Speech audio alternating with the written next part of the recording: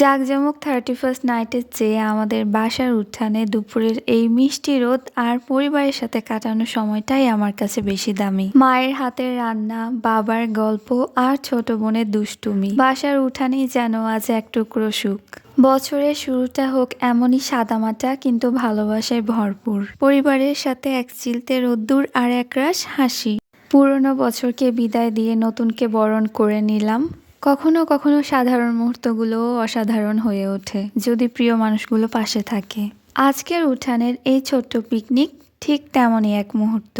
Picnic মানেই শুধু খাবার নয়, পিকনিক মানে একসাথে বসে ভাগ করে নেওয়া একরাশ আনন্দ। আসসালামু আলাইকুম, welcome back to my channel. সবাইকে নতুন বছরে অনেক অনেক শুভেচ্ছা। নর্মালি বছরের এই শেষ দিনটা অর্থাৎ 31st ডিসেম্বরে আমরা কখনোই পিকনিক করি না, but for the first time এইবারই আমরা আমাদের বাসার উঠানে ছোটোখাটো একটা পিকনিক করেছিলাম।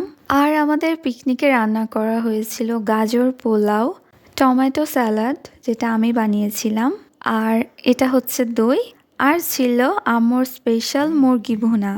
আর এই দইটা উফ, ট্রাস্ট মি, এত বেশি মজা ছিল। আর আমাদের এখানে দই তো বেস্ট। তো এখানে আম্মু আব্বু একটু দই নিয়ে নিল ফার্স্টেই। আর এই হচ্ছে আমার প্লেট, আমি আমার প্লেটে সবকিছু নিয়ে নিয়েছি। ফার্স্টে একটু লেবু চিপে ভালোভাবে মেখে খাওয়া স্টার্ট করলাম। আর পিকনিকের খাবারটা অলওয়েজ মজার হয়। তো সবাই ভালো থাকবেন, আল্লাহ হাফেজ।